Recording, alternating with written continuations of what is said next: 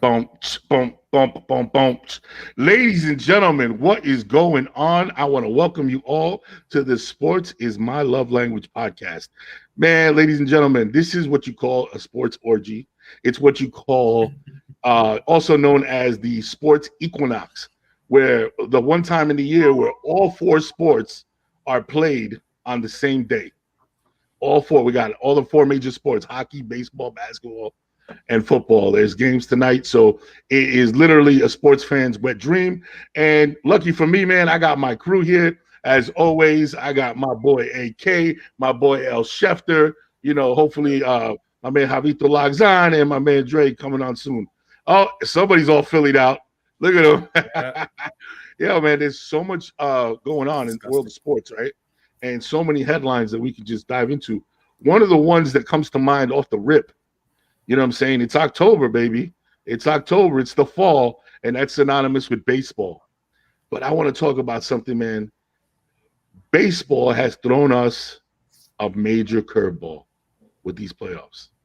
You know what I mean? If you would have asked a lot of us and we would have had to place some bets and put our money down, I pretty much can tell you that most of us would be out by now. We'd be out a couple of dollars because the way the playoffs has fallen, especially in the National League, has really thrown us for a loop. Now I'm gonna lead in with AK because AK for everybody, he just got back from San Diego. He was out there for game two of Phillies versus San Diego. So hey man, let us know, man. What first and foremost, who did you have? Who did you initially project in the playoffs? Who were your initial teams, and how do you feel that your Philadelphia Phillies are there? Look, the Dodgers were a juggernaut this year. They are every year, but they were a juggernaut this year, man. I mean, and then you watch Atlanta, who was absolutely fantastic. I read a stat for the first time in 20, 30 years, they didn't lose one series all year. Sorry, they didn't get shut out in one series all year. Like they didn't go through 0-3 and 0. I mean, that's amazing. And then they lost us in 4 games. That's sports, right? Like nobody can predict that. I also tend to think that baseball is the hardest sport to be consistently good at. Like it's easier for a top-notch baseball player to have a rough series than it would be a basketball player or a hockey player in a 7-game series. I don't think you can make the comparable for football because it's always one and done. So, it's a really challenging sport that way. But easily the Braves and Dodgers were, I think as good as anybody in the last 10 or 15 years. They were fantastic. Now, the Padres without Tatis, they got Soto, they got Hader, which is huge, and they got some starting pitching, right? Their bullpen is okay. So their lineup is pretty solid. I don't think it's ridiculous top to bottom right now. I think you get Tatis, it changes a lot, but very solid lineup. Held down the Dodgers. Their hitting is timely. Their pitching is timely. Like that's a good squad. Then you look at us. I was certain we couldn't compete with the Braves or Mets in a 7-game series or a 5-game series because we were so inconsistent. Like it doesn't seem like our lineup fit. When one guy is doing well for a month, the other guy's not doing well. I love Schwarber leading the league in home runs, but the guy hit 200 or 208 or something in the regular season. And even now in the playoffs, he had one home run that was huge in game 1, but the guy's hitting like 110. It's not sustainable. Like you can't do that. So all that to say, this was super surprising.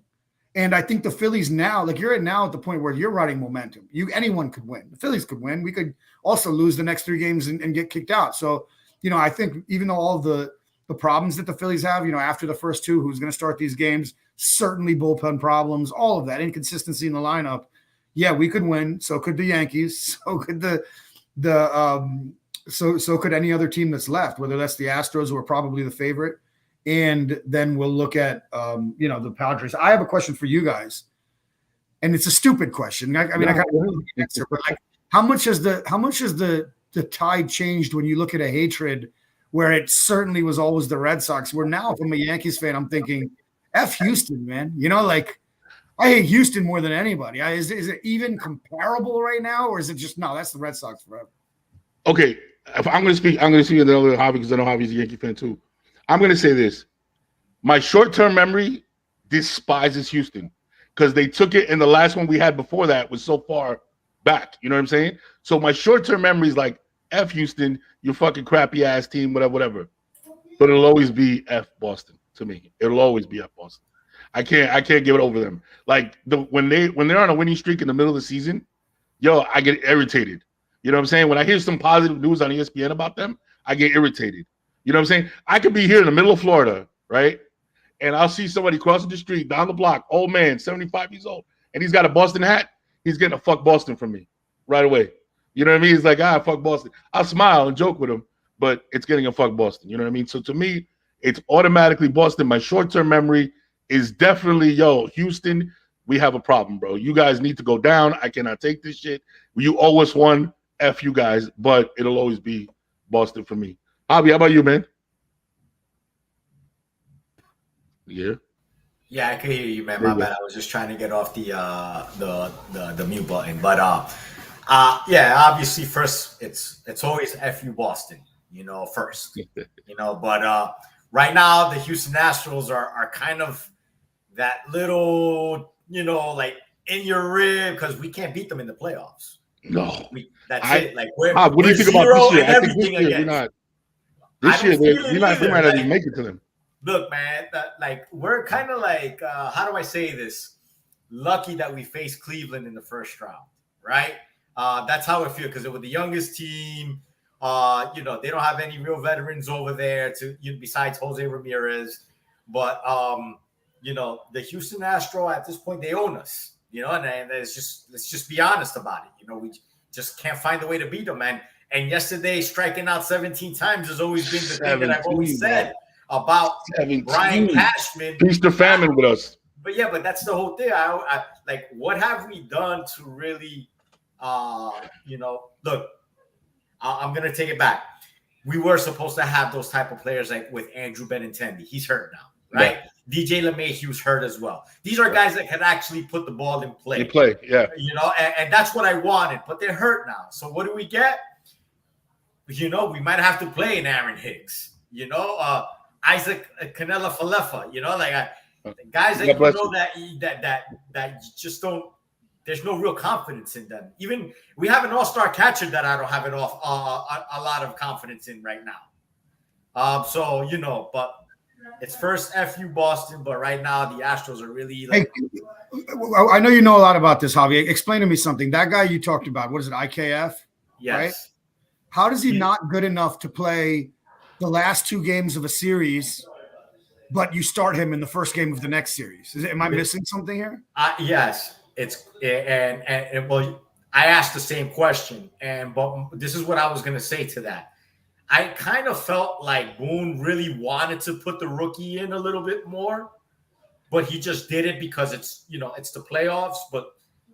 He's already put Clark Schmidt in impossible situations, and he hasn't panned out. So I think Boone's trying to tinker with probably the future because I don't know if Iser Canela Falefa is going to be there next year, to tell you the truth. We got, Peraza. He's playing today. He started today.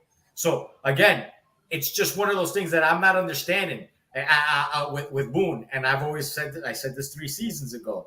I'm over Boone. I said about Cashman 5 seasons ago. I'm over them. Because of these types of inconsistencies.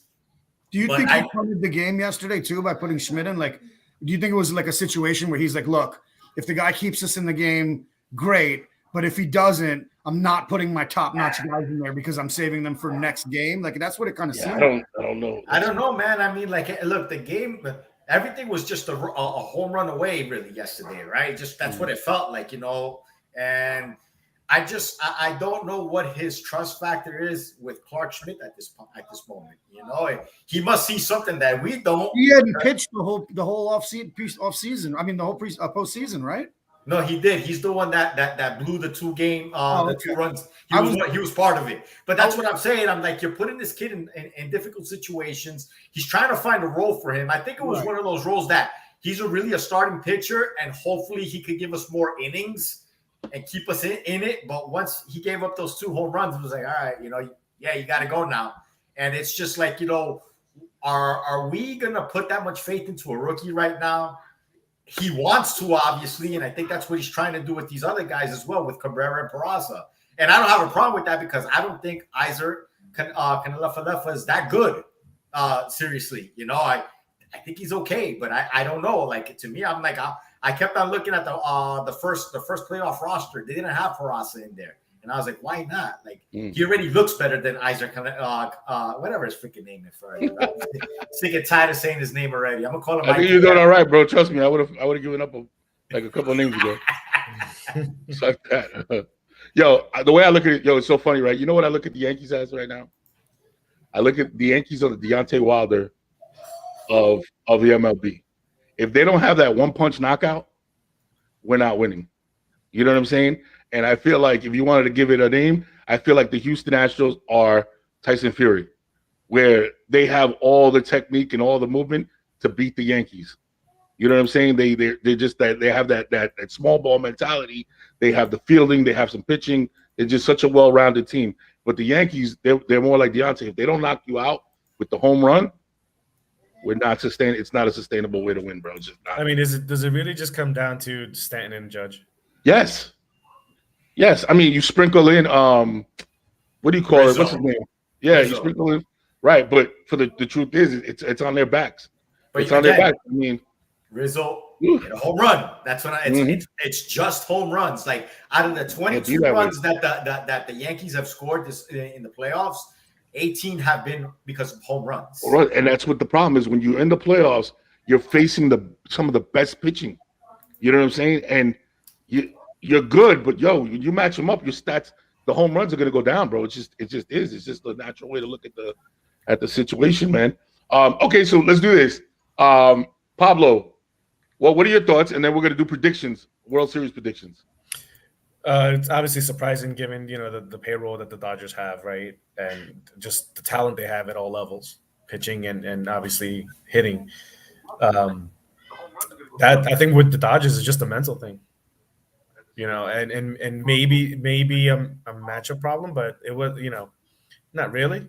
Mm-hmm. So I think they just choked. I mean, it's just simple. Like I say the same thing about the Mets. They choked, right? They, they wanted Scherzer in that for that first game. Take that game, put in, Bassett game 2 if you win game 1, and then you get the Grom game 1 in the next one. That was the strategy. Scherzer failed, but he in my mind, it still was the correct call to put out there instead of the Grom because he was the experienced postseason pitcher. So they just choked. They didn't play up to the level of the capability. Atlanta is the same thing. Now Atlanta didn't have the level of pitching in terms of totality across their starters that the Dodgers and the Mets have, but we know they had the hitting. And and AK will probably tell you this more on this, is that they kind of looked like they didn't know what they were doing, right? I mean, in terms of the way they were hitting. It seemed like they couldn't hit anything. And Philly just was coming in with a mindset of we ain't scared of anybody. And here they are. And it's a part of catching fire, Yeah, momentum, man. And I think a lot of that is their mentality. I'll tell you right now, what impresses me with Philly, their manager and some of the moves he's made early. Yeah, in those games. It's the basics. I mean, right? AK, what did you say? It's just the basics of baseball that they're doing, and these guys are just confident in themselves going into the playoffs. And nobody thought they were going to be able to do anything given the other 3 teams that were there. And they were, because obviously AK over the past few weeks has been like, they're playing like shit right now, right? Nobody saw it coming. It's just they're catching fire. And when you catch fire, especially in baseball, in any sport really, but especially with baseball, given it's 9 batters and then lots of pitchers, everyone is feeling it, catching the fire, and everyone is confident. It's not just 1 or 2 guys like in basketball, right? When it's 5-on-5, it looks like they're just all feeling it after starting off great and say, oh, you know what? We can do this, and now they're all confident from top to bottom. That's what it looked like. So you got to pick. You got to pick. Go ahead. I was so surprised. You guys wouldn't even believe this. I couldn't believe it. Like, he ended up getting an RBI yesterday, but nobody in that stadium likes Juan Soto.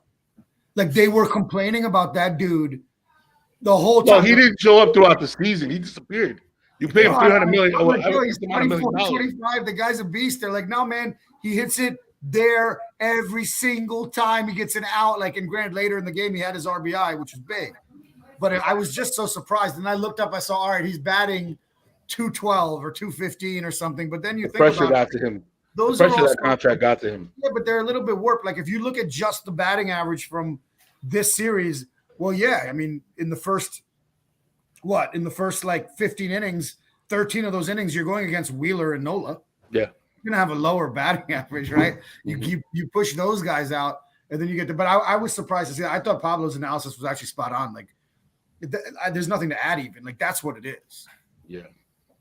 So And the prediction. Yankees batted 192 against the Guardians, but they hit home runs.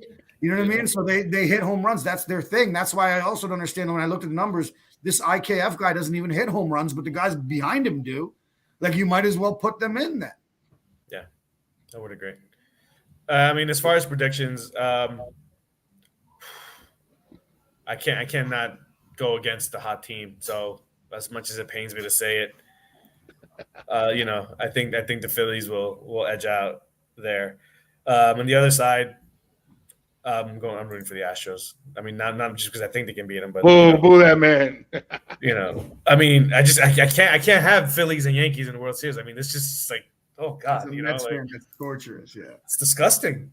The only thing that would make it more disgusting if it was like the Yankees and Braves, like call back to what was it, '96? But Phillies, at least for baseball, if Phillies don't, I'm not as like disdain for them, more like versus like the Eagles or something like that. So it's not a huge thing, but still, it's still the Phillies. But I think the Astros will come out, not just because I want the Yankees to lose, but just because they're good. I mean, would it shock me if the Yankees beat the Astros? No, I'm not going to sit there and say, "Oh my God, where did that come from?" Nah, it wouldn't. I just don't want that to happen. So that's really where that's coming from. And then out of that, Astros and Phillies, I think that one for right now, I just have to go with we'll go Astros if it was Astros versus Phillies in the World Series. AK, what are your thoughts? I go Astros. I'll never ever. I mean, I just don't like the Yankees. Don't like them. So but that being said, even emotional out of it, it seems like the Astros are a better team. Of course, I'm taking the Phillies on my side, and then simply because I've literally seen Buster Douglas knock out Mike Tyson. I've seen Rockman knock out Lennox Lewis. I'm taking the Phillies to beat the Astros. Okay. In a 4-0 sweep. He's seen the Giants. He's seen the Giants 4-0 sweep call. Oh, you must still be drunk from Tijuana. Yeah, for real, bro. I'm mad I didn't bring my passport. I didn't get a chance to venture into Tijuana. Come on, man. That's the first thing you grab when you know you're going to San Diego. Before you what are your thoughts, man? You grab the passport. It's the Astros winning it all to me right now. Wow. Yeah, I just got to be honest, man. It's like the Astros just know how to win. They know how to beat us. And I'm looking at that team, and I'm just there like, there's not really that much of a weakness over there. They got a great bullpen as well. I don't see the I mean, the Padres, I think the pitching staff of the Padres could probably have a chance better as opposed to the Phillies, even though Zach Wheeler's balling right now. He's pitching very well. But I just think what is it? Darvish, Haney, and Musgrove. I think you put those three together, and they could have three good solid outings out of there, and anything can happen. But I still think it's the Astros to win it. I got the Padres still coming out of the NL East, right? The National League right now. Not because anything against the Phillies. That just the Phillies are not supposed to be there. They were the worst team going into the freaking playoffs, man. And they just, to me, I always say, don't give a baseball team time off. It messes with their rhythm. Mm-hmm. I agree. That's what happened with the Dodgers. That's what happened with the Braves as well. The Philly and Padres just got into, they played they played their games and the rhythm kept going. There was no. They were trying to make sure that they get in. Yeah, of course. So, they were playing. That's the other thing. Their playoffs started before the playoffs. So right. they were in tune. Not like the Mets, not like the Braves, not like the Dodgers, because they knew that they were going to go into the playoff. They clinched playoffs in the middle of September. So the Braves and the Mets were just playing for a division right now at that time. But they knew they were going into play while the Phillies were like hard trying to get into the playoffs and, just rhythm. It's rhythm.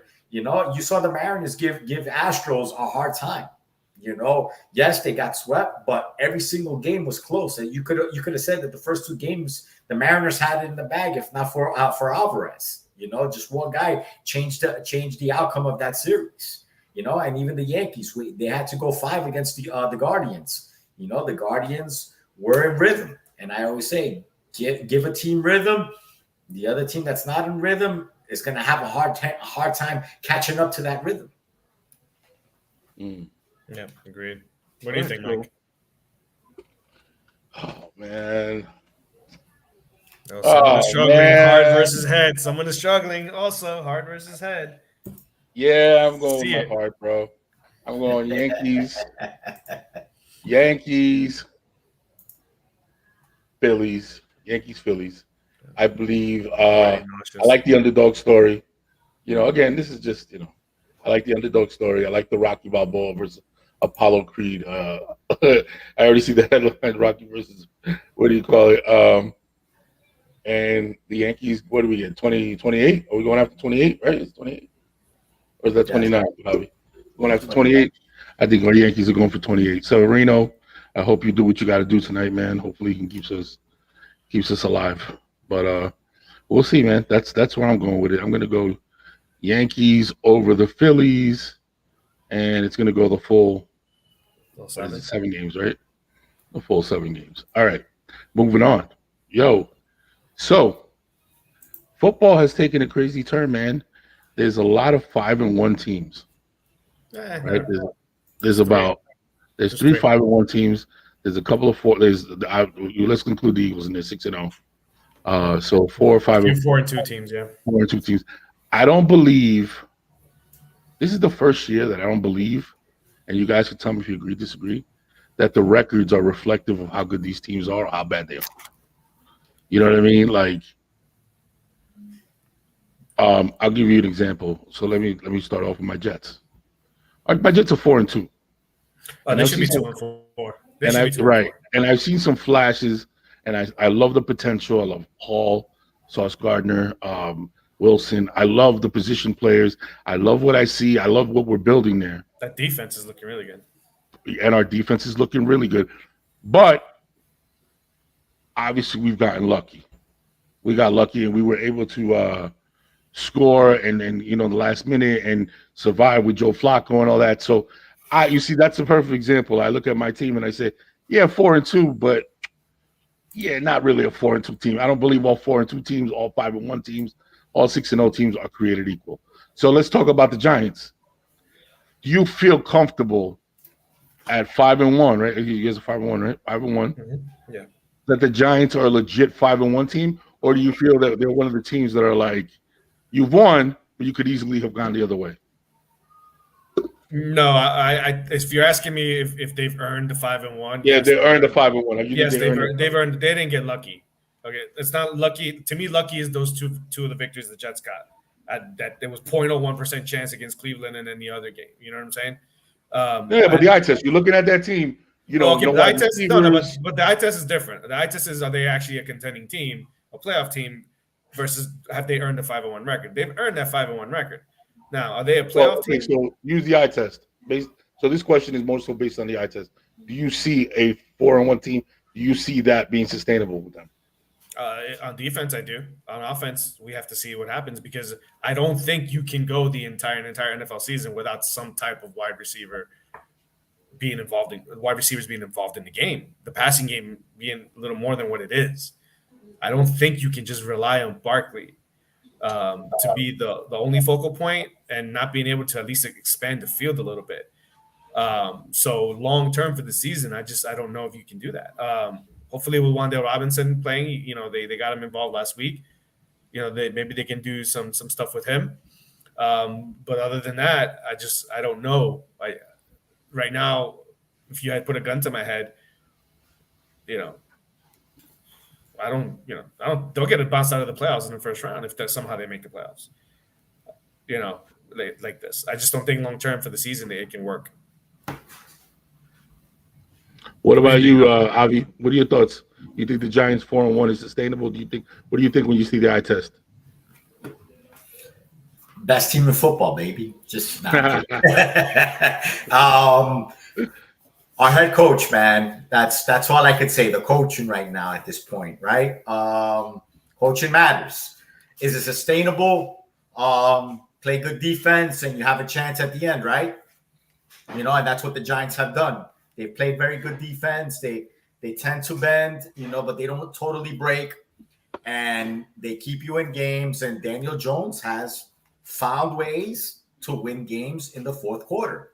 Let's be honest. We didn't think that he would do that. And again, let's be more honest. Who are these wide receivers he's throwing to make these plays? So is it sustainable? I don't know. It feels like there's something going on that I wasn't suspecting. I wasn't expecting Daniel Jones to be doing this at this moment. I expected him to be a lot worse, but he's proven me wrong within the last 4 weeks because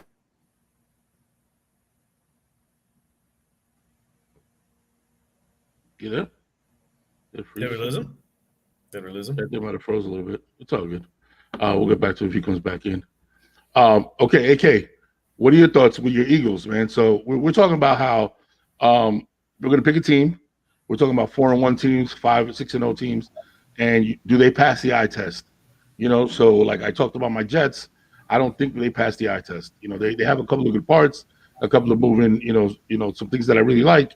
But do I see them sustaining this kind of level of success throughout the entire season? So I'm going to flip with you. Do you see the Eagles being able to hold on to that type of success based on how they're playing? I don't know who we're supposed to be afraid of this year in the NFC. Like if it was a last year's Tom Brady or even a last year's Aaron Rodgers or a last year, with the New Orleans Saints with the Drew Brees or who are we supposed to be afraid of? The Vikings? I mean, we beat the pants off them. Are we supposed to be Kirk Cousins? Are we supposed to be afraid of the Giants? I don't think we know where we stack up with them until we play them, which is both those games are late in the season. We're certainly not afraid of the Cowboys, right? Then you look at that division that everybody is expected to be the best, which is out west, and San Francisco doesn't look all that scary to me, man. Nobody's picking them with Garoppolo and without a known Trey Lance like that. That's not a scary team. They're just a pretty good team. The Rams are, who knows what's going on with them. They obviously have that Super Bowl hangover, so I'm not picking them to do anything this year. Mm-hmm. And then Arizona's they've turned to shit in the last 11 regular season games, 12 regular season games. I think that for that reason, look, I think that Hurts is playing much better than any of us thought, and that's fantastic. I still think he's got some room to improve, so it's going to be a big deal on when it comes down. Can he win us those games? He's done it with late drives, but we haven't been a very good second half team. Normally, you could excuse that because our second quarters are killing people, right? Like we're doing so well. You're not going to win every game by 50 points. But I think that, yes, we're a legit team because I just don't see the NFC being super strong this year. And I think that from a roster perspective, like we made some really shrewd moves and also got a little lucky, like picking up Bradbury. I watched that guy. He may be better than Slay. Like he's nasty. Gardner Johnson, that boy could play football. Yeah. Right? We also picked up Hassan Reddick. He's a legit pass rusher. The defensive lineman you picked up from Georgia, that rookie. Jordan Davis, and he's not played more than 29 snaps in any game. He hasn't played more than 20-30% of any game. That's what his thing is, but he will. You picked up him, but you picked up Kazir White from the Chargers. That's probably the most underrated. He's a monster. He's a really, really, really good player. So for all those reasons, and then we have the best O-line in football, 2 really good receivers, and I think Miles Sanders is a heck of a running back. Goddard's a top 5 tight end. If Jalen and Nick Sirianni can do their thing, we can compete with anyone.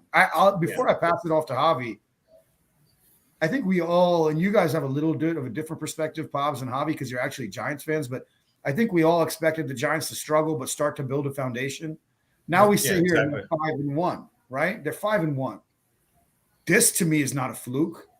Even if you would have said, okay, they beat the Panthers, they beat the Bears, 2 of their first 3 wins, they caught the Titans on opening day. You just went out and beat Aaron Rodgers and Lamar Jackson. That's not fluke. You're doing something right. And then you look at this. What's really intriguing if I'm a Giants fan is now who do you have? You have the Jaguars, the Seahawks, and the Texans and Lions in your next 4 games. You should win 3. right? Like yeah. Then you got the Cowboys, Giants, and Eagles. Let's say you go 1-2, though you could go 2-1. Let's say you go 1-2. You're at 4 losses. Then you got the Commanders, Vikings, Colts, and Eagles. Let's again say worst case you go 2-2. You're finishing the year 11-6. You're not just making the playoffs. You may not win the division depending on how Philly shakes out or Dallas, but you're going in with some confidence. And then again, I would think, and again, this depends on, I don't know Dabble and is it Schoen, who's the GM? Yeah. I don't know how they feel about this, but if I'm the Giants, you're not a terribly young team. I probably flip a third or fourth for a receiver before the trading deadline, whoever that may be. Depends. You know what I mean? Yeah, really, it really does depend how it goes, because they have a lot of cap room next year. A lot of this garbage money, the Bradbury money falls off, the Nate Solder money falls off, Galladay money falls off. That alone right there is just a relief right there. Like the best team you play outside the division for the rest of the year, aside from the Vikings, is the Colts. And the Vikings. Outside the Vikings, I'm saying that's one tough game. But besides them, it's the Colts. So that's going to lead me in. That's going to lead me in right there. But I'm going to say right now, we could beat the Vikings. Of course. Okay, so 5-1. So do they pass the eye test? Do you think the Vikings pass the eye test? Okay, so they are passing the eye test based on the level of talent that they have. They should be 5-1 based on the level of talent that they have. And Kirk Cousins is a good quarterback. But for me, the Vikings, it comes down to one thing. Well, two things, really. And it's about Kirk Cousins. Can he win a primetime game, which he hasn't been able to? But more importantly, can he win a playoff game?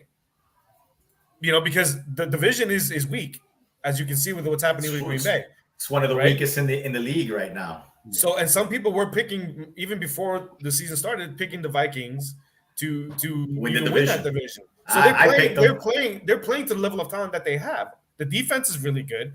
We know the weapons they have on offense with Cook and Madison at the running backs, and then with Jefferson and Osborne and Thielen and Irv Smith at the tight end. So they're playing that. They're playing to that talent. It's just, talk to me about the Vikings playoff time.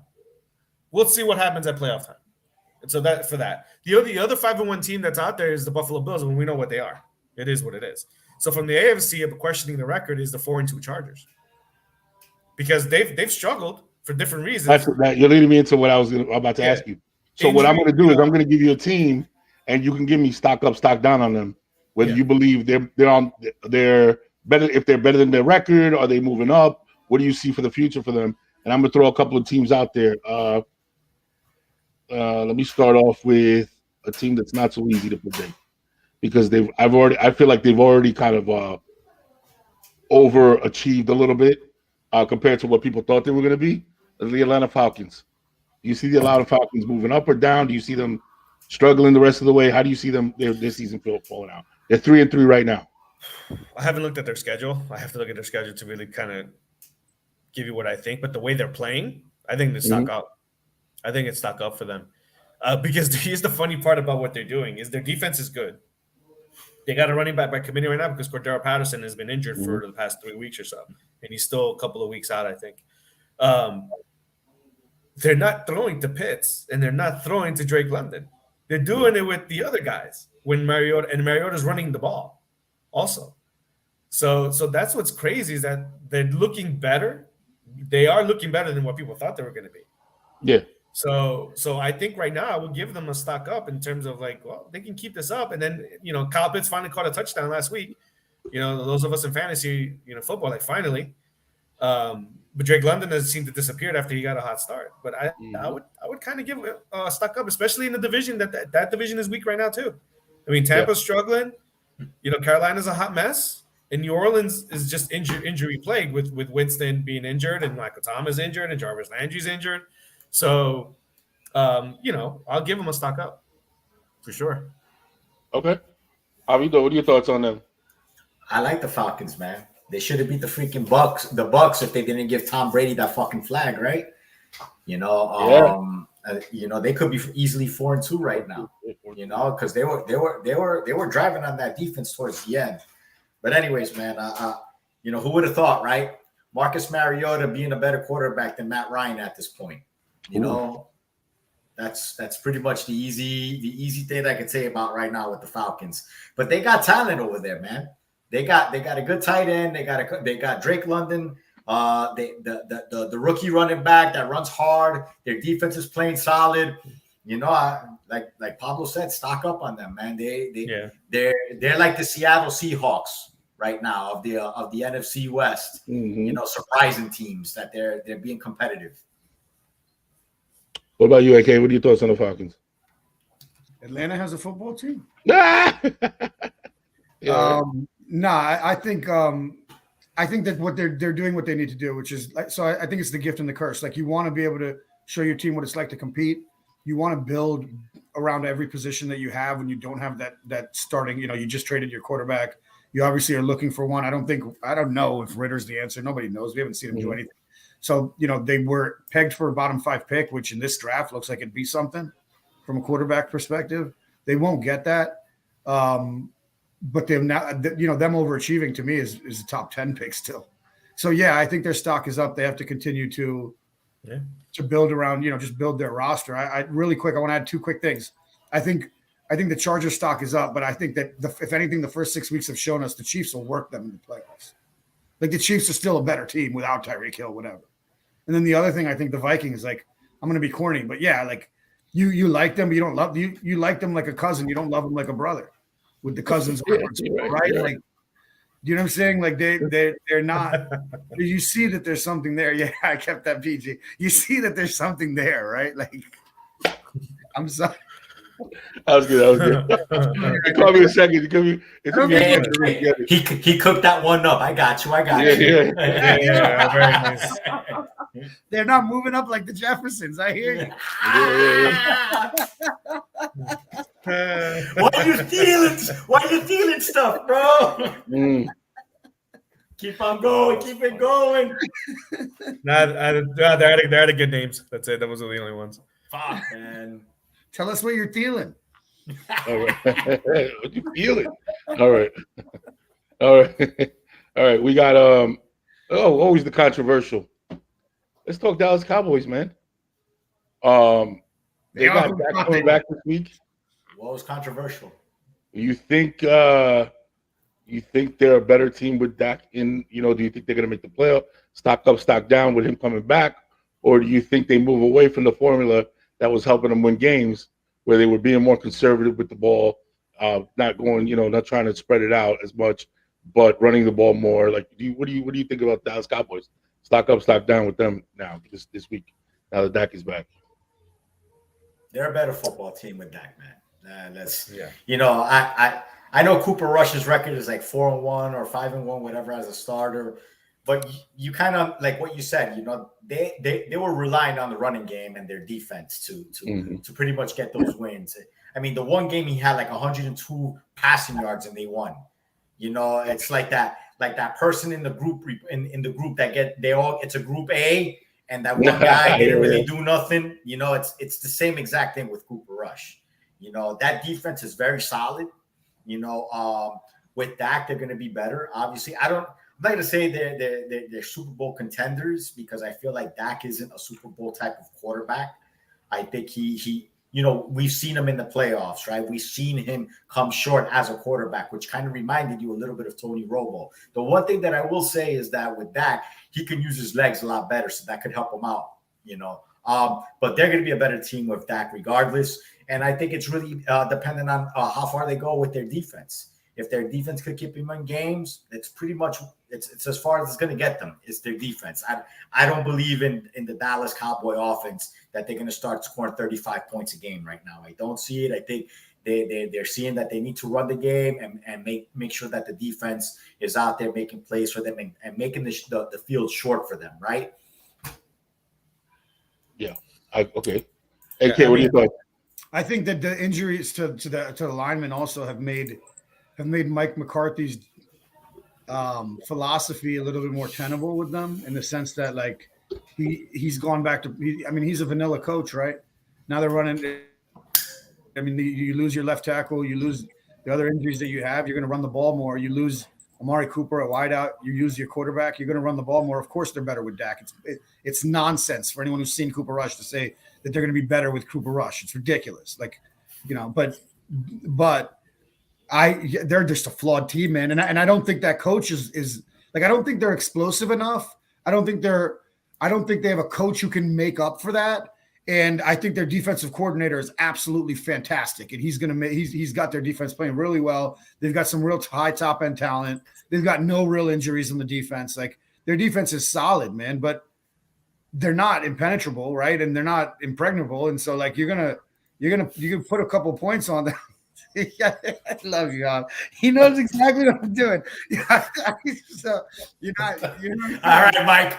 Calm down, Mike. Calm down, Mike. Yeah, wait. He's not Alexander. I'm Alexander. It's spinal. It's spinal. But Lennox, I'm coming for you, Lennox. No, I don't think they're explosive enough, man. But I think they're certainly a better team with Dak. I'm curious to see like what is he going to do this year? Like, is he going to be throwing? He's not throwing for 350 every game without Cooper, certainly. Yeah. I mean, to me, what I'm expecting, are they a better team? I think we all agree that they probably are a better team. I was hoping that they'd be a quarterback controversy just to plunge them into emotional turmoil, right? Like, oh, they beat the Eagles. Now what are they gonna do, right? So that would have just been classic to see. But I mean, for me with Dak, it's gonna come down to me like ever since you got paid, all you are has been nothing but injured. That's what I define Dak right now. That's number one. Number two, in critical moments, can you make the right decision? I'm not even talking about making the right throw, right play. Can you make the right decision? The downing the ball thing. That's something that quarterbacks should know and understand what the thing is. And it's like, I think in that moment, he's like, oh, what do I do? What do I do? Show me that well, I really don't want me to show, but show that you can be a clutch quarterback and make the right decisions and lead your team and have things under control when things get tight in a playoff game. Yeah, Sean. Hello? Is he there?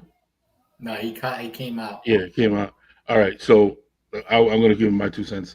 I'm going to go the complete opposite of all you guys. I don't care how talented they are, Oh, yeah. They want to. Oh, sorry. So I don't know where it cut off, but just comes down to the playoffs. Can he be clutch? Can he be the the right quarterback to lead them and be a leader on the field and take them, or just rely on the defense? The curious thing is, are they going to feed those running backs, or are they going to put it in his hands going forward? I don't think his leadership is really in question, but I absolutely agree with you. It's the decision making. When there's a lot more pressure. Right. Like can he calm himself down to make the correct decision at the moment? And up to this point, you haven't seen it with him. But he is their leader, but he's just not always there as far as I don't question you're right. I don't question his leadership, like in the huddle, in the locker room, taking control of guys. I'm talking about that in those moments. Yeah, that's where you also have to be a leader and say, correct. Hey, this is what we're doing, guys. Here we go. Just follow me. You know what I'm saying? Yeah, as a quarterback, you would at the quarterback position, you kind of expect that out of your quarterback, but we haven't seen that with Dak. He's talented. Let's get that out of the way. Nobody's taking away from his talent, but mentally, it seems like the pressure gets to him in those critical moments. And I think that's what happened to Romo too. Yeah, I agree. I mean, when you fumble a field goal kick, that to me right there is like, all right, that's a mental. You're not built for that moment. Yeah. That's not a physical thing. It's a mental thing there.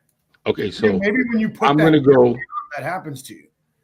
What? Say again? He said maybe when you put that jersey on, it just happens to you. Yeah. Well, there's a lot of pressure. Oh yeah. That's hard.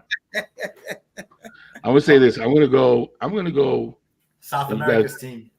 South America. I'm gonna go the opposite. Right. I don't think. It's a weird way to answer it, but I don't think that they're going to be better with Dak coming back, and here's why. Dak is asked to do a lot more things than Rush was, right? Okay. He's asked to do a lot more things, and I don't believe they have the talent to get those things done.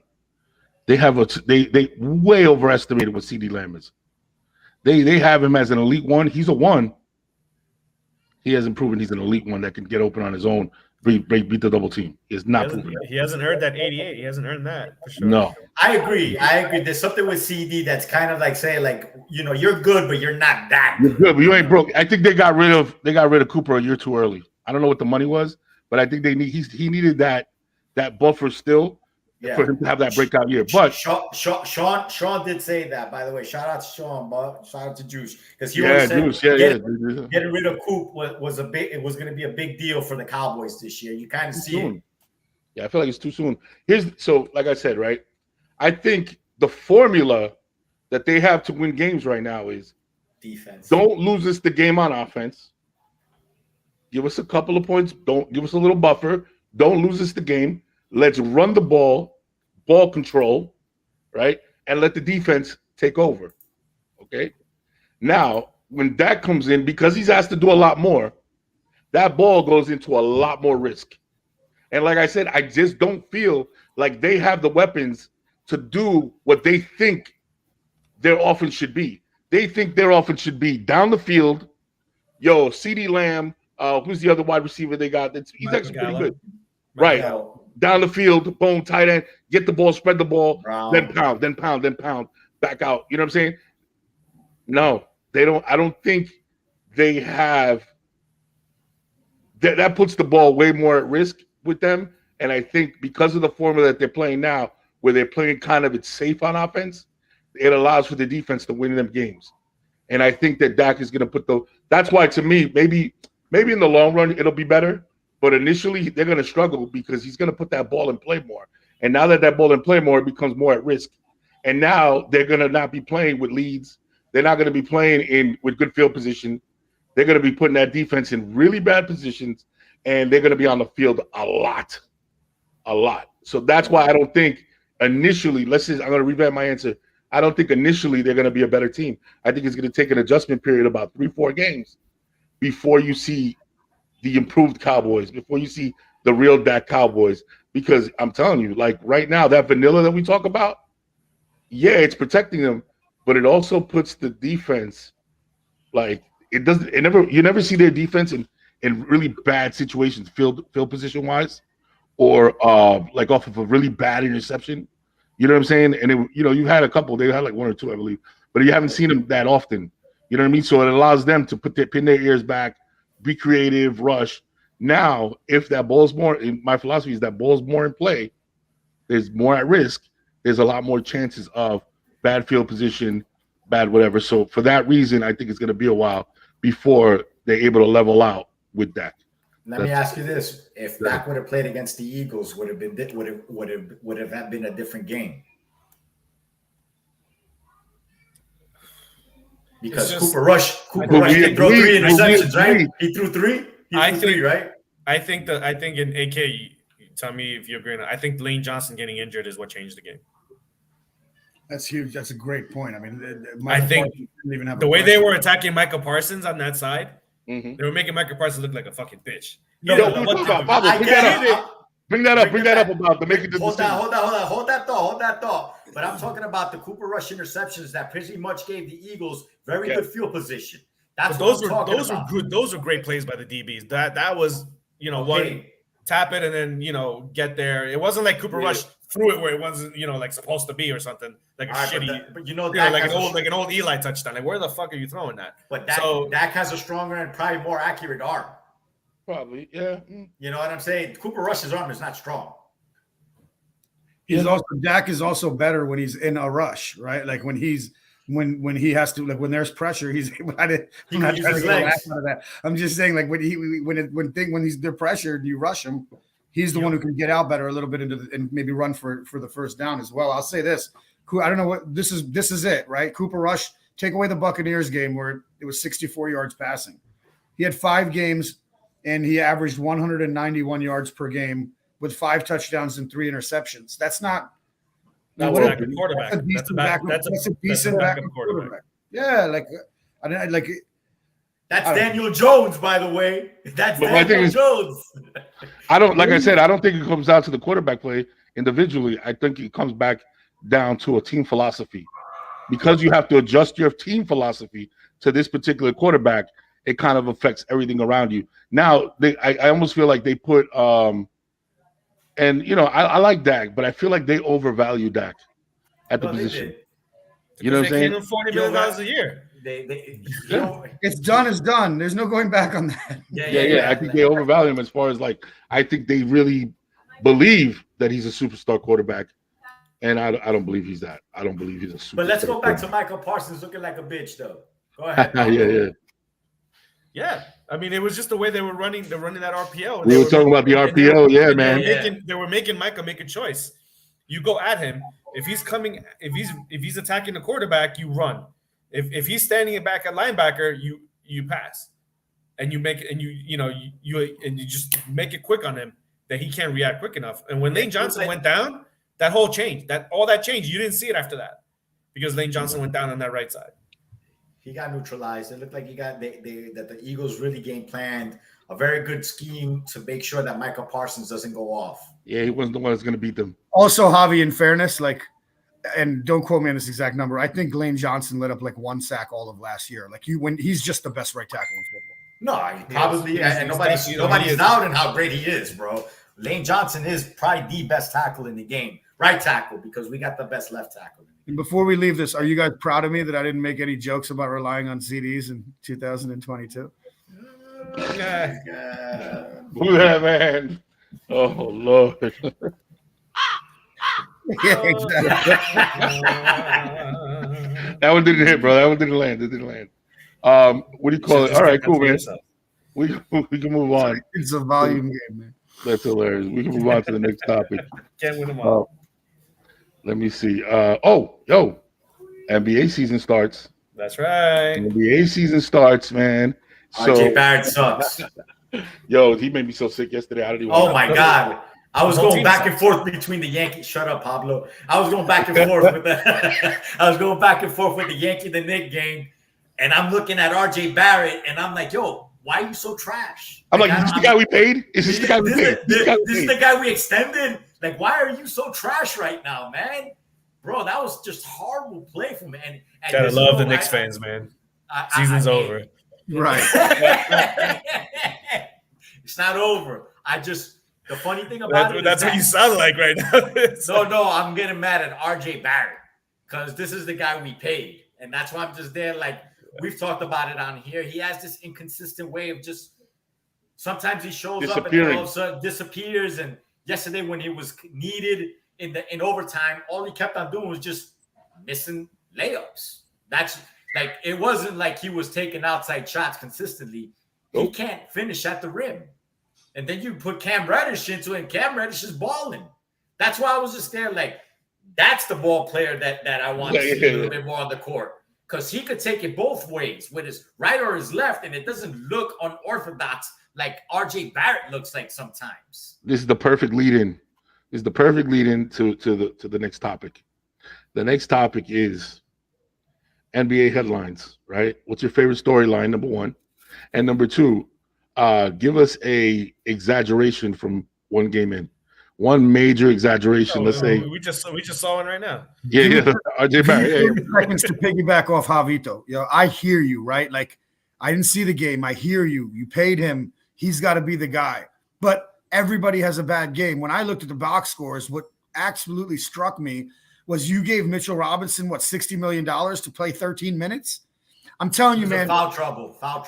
He's in foul trouble all the time. I agree. That was another extension that I did not want. I was like, Jericho Sims is basically the same player, and even Hartenstein looked a lot better. The only thing with Hartenstein is that he gets pushed around too easy at times. You guys have to do offensive, defensive subs almost with those two guys. Like, but you got to figure out a way. Like, and not you, Tibbs. This is on Thibodeau, man. Like, you got to figure out a way to scheme to get your center to not foul so much, or put him in a position because he changes the game defensively. Like, I don't get that. I don't understand it. Yeah, well, I mean, give me a storyline. Pablo or Schefter. Give me a big storyline. Mine is just the return of players.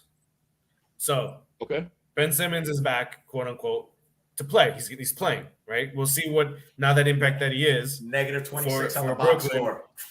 Exactly. Is that what it was? But negative 26. But it's really this. But it's really so. Okay, Ben Simmons is back. Paul George is back. Kawhi Leonard is back. Murray is back. Porter Jr. is back to all their teams. You got all these players that feel like we haven't seen them in forever. Everybody's back. Anthony Davis is back. But he'll be exactly. gone soon. So let's see what. All right, he'll be injured again, so don't worry about it. So that's really my thing. Is okay. What is this going to be for these teams. What is this going to mean? Denver, you got your two guys back, right? The Clippers, on paper, you're one of the favorites all of a sudden, right? Because you're getting these guys back. Is the other kid back from Denver, the one that keeps on having back problems? I forget his name. Porter Jr. played. Porter. Yeah. So he's so I'm saying he's back, Murray and Porter. So like that's my right now my early storyline for the NBA. And I did put Simmons in because he didn't play. And it's not like he's expected to be their leading scorer and all that, but we know he gets rebounds and assists and puts in some points and defense. And and frankly, if I'm the Nets, I tell him, dude, I don't care. You don't have to take a goddamn jump shot. Just stay in the paint the whole fucking time. We got guys that can shoot. They have nobody down low, bro. You can't excuse 3 shots, Pablo. Like he doesn't have to shoot. No. You have to be aggressive at least and go to the hoop. Yeah, what I'm saying, but still, you know what I'm saying. But let's see what he can normally. The other stuff that he does tie into with Harden, with Durant and Irving, right? See, if he was a vocal leader, I would say the intangibles. You know what I'm saying? He has no intangibles, bro. He's a perfect. But that's the storyline, right? But it shows you that like the games where Irving scores only 15 and they depend on him, they can't. But that's what we're gonna see. Right? That's what we're gonna, and that's what I'm saying is now he's got whatever is bothering him up here in the head. All right, you're here. What you gonna do, right? For him, the other guys is just they've been out because of injury, and they've probably been itching to get to play, get back, and especially with the Clippers being a contending team. Let's see, and then we'll see if Denver gets back to being a contending team like we thought they were going to be a couple of years ago. So that's my early storyline. As far as an exaggeration, I don't have one right now. Let's say for my Bulls, I expect them to be good. I don't know where they're going to fall in this Eastern Conference. That's better. I'm concerned about Ball and the knee because it seems to become worse than what it really was originally. And I'm interested to see, Middleton, even though he's not playing tonight, from Milwaukee, and see if Milwaukee's supposed to be the favorite overall right now, early on. But let's see what happens there. For me, flip side on that Nets game, Zion Williamson came back and balled. Yep. And balled. It looked good. Oh, another guy that's back, right? You guys believe in them as a contender or not yet? As a contender, if they can stay healthy. Bro, they got 3 guys there that can score, bro. CJ McCollum, Ingram, and Williamson. That's not a bad trio to have. Not a bad trio, very young. With some depth around them. Bro, I'm thinking about it. Can they contend? Bro, can they get to the conference championships at least? I mean, that would be the step for them, right? I think getting right. They'll be better than the Lakers. No, Lakers are terrible. Lakers are gonna be bad. Yeah. I just think it's the youth right now movement towards the Lakers have old players, really, right? LeBron. Yeah, any of you guys ever watch Love and Hip Hop? No. You never even watch the clip of it? No. How he looks like he's on Love and Hip Hop with the screen in the background, the blurry. That's how they do. My bad, man. No, it's so good. It's so good. My office / my daughter's room / my pet's room too. Got you. No, it's all good. I think an exaggeration would be the storyline. I think is the Eastern Conference. Like, who are the top 4 teams? Miami got smoked yesterday, and I kind of looking at them, and I'm like, I don't know. Can they compete with a healthy Boston? I don't know if they have a Jimmy Butler. You know what I mean? Like, and then with that, I think Chicago is a good point guard in their power forward, growing away from being on those teams too. Like, is now Ball done? Like, I mean, this is crazy. Like, it's now going to Sean Livingston. Will he be Sean Livingston, where like he can eventually contribute, but he's not going to be able to be healthy enough to be the number 1 guy? Like, I mean, they had Dragic there too for the veteran leadership. At the point, and then they've got the rookie, your second guy gets signed. Yeah, and then Drummond as depth on the bench is another veteran. They got a 6th man. They got my man, the kid that just got the big contract extension, Tyler Hero. No, he's talking about Chicago. Oh, sorry. But then I'll say gross exaggerations are the Clippers will be the best team in the league, and I say that because of injuries. Because when I looked at their squad, those guys are deep. They have and talent.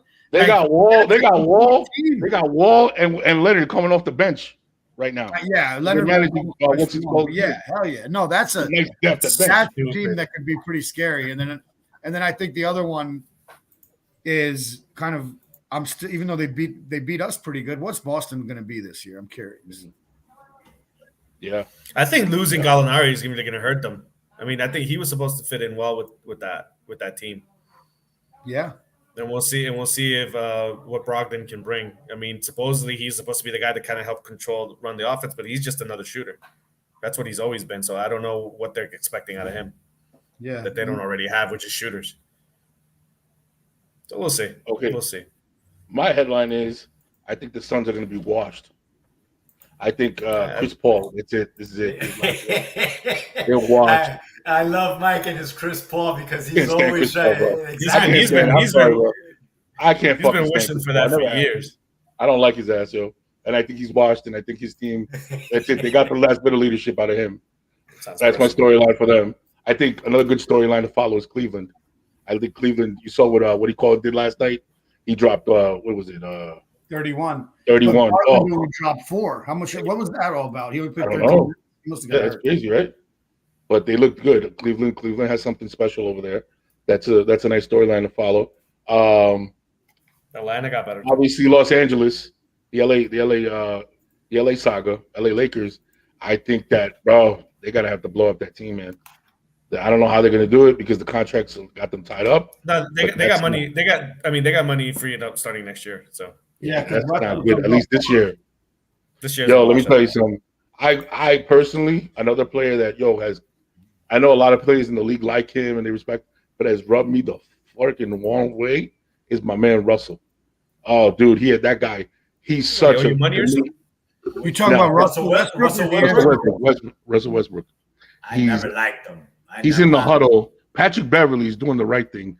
Yo, bringing everybody to the huddle. Come on, let's get this. LeBron, who's the leader, is in there. Like, yeah, Pat, what are we doing? Like, let's talk about it. And this guy waves them off. He's just over there doing his own thing, waving them off. Like this guy. He's talking to a coach. Disrespecting him. No, he waved off. He didn't see what he was. He still waved them off. He waved them off. He was like, "Nah, man." He did do this, like. Yeah, he got to give him a face, like whatever, bro. That guy right there, bro. Either way, he rubs me the wrong way. He's always rubbed me the wrong way. Like even when he was on OKC, I used to always be like, can't win with this guy, bro. There's something that, like, yeah, as great of an athlete he is, it's just like the IQ is not always there with him, man. That's what it's like. Man. It's like, bro, like you go into these fits. He's like that kid at the playground where, this is what we're gonna run, and then he just always goes long. And you're like, we were supposed to run a hook route. What are you doing going deep? You know what I'm saying? That's him every single time. I could burn him. Yeah. All right, I got my way too early headline is my exaggeration is Paulo Branchero is going to be the next LeBron James. You saw his numbers last night. Boy's a beast, but it's too early in his body type. I want to see what he can do. That man wears like a size 22. Let's see if he grows into. I feel like his comparable is more Carmelo than LeBron. Like he's a probably. But he had like a LeBron. They were talking about that like earlier today. How he had like a LeBron. But he can do other things that Melo. Like I think Melo was a good rebounder, but Paolo can. I think Melo coming out of college. He's a better defender than Melo out of college. Dude, Melo didn't play even later on. He was ill. But yeah, Ranchero, I like him, man. I'm looking forward to really seeing. Is he Dominican or what? No, he's Italian, bro. Well, he grew up in Italy, right? No, he was born in Italy, I think. He's Hispanic, certainly. Ranchero. No. I don't know. Yeah, I don't know. Oh no, he was born in Seattle. Oh shit. Yeah, we're close enough. Wow. So what's this? Italian? Oh, he's one of the Seattle Brancheros. Got it. Yeah, one of those. It's one of those. The famous. All right, that's funny. Let's all right. Let's close it out, man. Yo, Thursday night, the gift that keeps on giving. Thursday night. It gets better after this, though. It gets better after this. But the gift that keeps on giving, man. Let's who the hell plays? D Hop is back. Hopkins is back. D Hop is back. But the Call of Duty double XP today, so I don't know. Is Kyler Murray going to be there? Yeah. It's Call of Duty double XP today. Modern Warfare 2 is out. Early. Yeah. He might be in the hotel playing video games. He's like 2 in like 30 or something. 2 in like every time double XP points are out. Just saying. Oh shit! I didn't know that. That's crazy. That's his record. All right. So Just wants for the to lead record, off? Chero's half black and half white. He's not. Oh, is that what it is? Yeah, he's Italian. From Sicily. He's from So Pablo, Sicily, Seattle. It's a small town. Forget in about it. Seattle. I'm gonna take Arizona. I mean, they're like a 2.5 point favorite ish. They're at home. I think Hopkins coming back will give them a boost, and it sucks that they lost Hollywood Brown with the foot injury. But and then we'll see what Robbie Anderson does. I mean, he's not going to play that much. I don't today understand how they because replace Hollywood Brown with Robbie Anderson, two completely different players. Just downfield stuff because they're getting Hopkins back. I Hopkins get is going to be their possession guy. Rondale Moore has been playing really well as well. So I mean, on paper they've got some good receivers. And when Hollywood gets back later in the year, I mean, there's going to be 4 receivers you got to respect for different reasons. James Conner is out, so Benjamin is in, but I think Benjamin's a really good running back. But they still have Zach Ertz. But and then the Saints are just decimated with injuries. So I'll take Arizona. I think it's 43.5 the total points. So I think I'll take Arizona 24 to 10. I think it's a low scoring game. 24-10. Oh shit. Okay. Yeah. Well, man, AK, what do you got? Well, the Eagles own the Saints' first round pick this year. So we're going for a bottom 5. Our top 5 pick with a bottom 5 record. And it's all about the Benjamins, baby. I'm going Arizona. I'm going I don't think Arizona's defense is all that great. I'm going to go 23 to 17. And I'm going to go with the Birds of Arizona, the Cardinals. All right. Avito, let's go. What you got? I got the same. Where are they playing? Arizona. They're playing Arizona. Is Jameis Winston playing? He's available. It's going to be the Red Rocket. Oh, the Red Rocket. It's going to be the Red Rocket. All right, yeah. Cardinals win. Red Rocket. 21-17. 21-17. All right. So what? No 29? No. Yeah.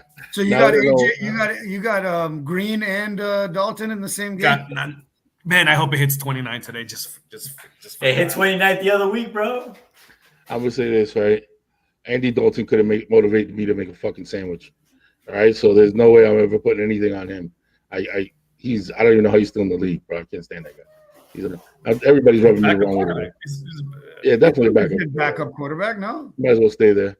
All right, I'm gonna go Cardinals 27. I'm gonna go Saints 17. 27-17. I'm gonna go Cardinals win. They pull it out. Just the over. Just above. Just the over. Yeah, just right over the what do you call it, the position. Yeah, that's pretty much it. Anybody else? Yo, shout out a couple of different shout outs. Shout out to Clarissa Shields. I don't think we really need to talk about her. She's the GOAT. She's the baddest boxing name out there right now. And for some reason, she just does not get. She was in a war this weekend, and literally against a woman that was heavier than her at a heavier weight class. She won all 4 belts in that weight class. She's undisputed in two different divisions, undefeated. Just took out the one chick that beat her in the amateurs. Just beat her. 2 Olympic gold medals, 2 weight classes, 2 undisputed titles. The woman might be the baddest thing on the planet, bro. Period. You know what I'm saying? Athlete. She's just combat athlete. That's how bad she is. Very nice. And she just doesn't get the props. Nice. She don't get the props. She's great. This weekend they had an amazing lineup of boxing on a Showtime all-women card in London in O2 Arena. Sold out, so that's big for them. Deontay Wilder got a knockout against the nobody. And what do you call it? I believe David Haney outclassed Kambosos. Hopefully now he actually fights somebody that's good. So that's my boxing. Shout out to Devontae Wilder showing us the personal side of, like, this is a different sport. You could play your brother or your friend in football and basketball, and you don't play boxing. He kind of gave you what it looks like inside when you're fighting somebody you care about. And a lot of these guys, like, you don't know, but they're training partners. They like, when you're young, you don't say Akil's fighting Pablo. It's Jim versus Jim, and you match up and things like that. So, like, just shout out to him for crying on the podium, man. Like, they're saying, like, I don't want to do that to that guy. That you guys don't understand. Like, You know what I'm saying? Like you've all seen people get seriously hurt if you're in the sport long enough. So shout out to him showing the human side of what kind of toll it takes when you're going in there with people that you actually respect and care about. Nice. Everything's not a Frazier Ali where they hate each other, you know? Yeah, Right. true. No, true. Especially in a sport this violent, right? Mm-hmm. Big UFC card coming. Oliveira versus can't even pronounce his last name. Makovic, whatever his name is. That's gonna be big. Who do you got for that, hobby? You got Oliveira or you got my man? What's his name? Look, man, I'm rooting for Oliveira, bro. I'm rooting for it too. But technically, who do you think wins? Oliveira, man. Oliveira got it all, bro. I think he does too. He got the sneaky submissions as well, man. It's not only that, man. It's again. I know we spoke about this, right? He'll go toe to toe with you, and you'll hit him hard, and he'll fall down on the flat. Nobody jumps on top of him. Nobody. No. So he gets his breather. He gets back up, and now it's like he has every weapon available to him. You got to knock him out cold, and that's that. His last 8 wins are like a who's who. His last 8 wins are like a who's who in UFC. If you go through the names, you're like, holy shit, this guy's beaten. He went through the gauntlet. He's a monster. On that card is also O'Malley versus Jan. Dillashaw. I'll tell you right now, O'Malley's going to get trashed. Matchups make fights. Jan is going to wrestle him down. Jan's going to wear him down. You're going to wear him down. It's too much for him. It's too big of a jump, in my opinion. Hope he wins. I like O'Malley, but too big of a jump. He's entertaining. Yeah, he's got the swag. Pablo, anything you want to add to the sports thing? The coming up, anything you see, anything like that? Or? No. Like I said, glad that NBA's back. NBA's back because got more gambling to do. So that's really it. Won some good money last night. NBA prop betting, player betting. Oh, I got one. My bad. I got one, Pablo. Fucking Tennessee. Tennessee takes out Alabama. Holy shit, man. I had called it, but Jesus Christ, that was a good game. That was a really good game. That Tennessee team is nothing to play with, bro. That's been a long time coming. That's a couple years of recruiting. That's a couple of years of missteps. That Tennessee team is for real. That quarterback is a Heisman candidate, bro. He's a monster. Let me tell you, he's good, man. Alabama, good team, bro. They're solid. They're going to be there in the end. But that Tennessee team is going to make some noise. That Tennessee team beats Ohio State. I don't care what anybody says. That Tennessee team beats Ohio State if they play them. Yeah, but do they beat Georgia? No, I don't think so. So I think Georgia. I see. They don't play each other this year. So we that's the only thing oh, he's jokes. He got the dad jokes. That's hilarious. We'll see. We'll see how it goes. You know what I'm saying? I don't think Michigan's as good as they are. They're not that great. I mean, we're gonna at the end. It comes down. Okay, well, who when they play Ohio State, who wins? That's pretty much that. Right. That's how it always is. Yeah, exactly. Since Tennessee doesn't play Georgia this year, it'll have to be the championship game or the national championship. Yeah, that Alabama Georgia game. That's what I think it's gonna be. That's huge. I believe in the West. Yeah, and then whoever comes out of that versus Tennessee in the East, that's gonna be a good game. Clemson. Whatever. They're gonna win the SEC, and then we'll see what happens in the playoffs. Yeah, they're just we'll see. They're showing up. I think they win. They win because their coach is smart. Their coach puts them in a good position to win, but they're not that great. Other than that, all right, guys. Yo, another great night, man. Another. Ladies and gentlemen, thank you for joining us in our living room, in our barber shop, in our little lounge where we talk sports from the heart, from the mind, using stats, using analytics, using just opinions. Wherever it comes from, we're going to spill it here. We're going to let you know. Thank you for everybody who commented, share what we have to offer here. Like I always say, man, the 2 most important days of your life are the day you're born and the day you discover why. Ladies and gentlemen, this has been the Sports is My Love Language podcast. I'm your boy, Dropping Dimes, a.k.a. the Hopeful Romantic, a.k.a. the Feminist with Chauvinist Tendencies. And I got my crew with me, PD Pablo L. Schefter. I got my man, A.K., my man, Javito, and Colombiano. And shout out to Dre. Shout out to the rest of the cast that's behind the scenes. And ladies and gentlemen, that's a great night. Thank you for helping us walk in our why. Have a good one, people. Peace.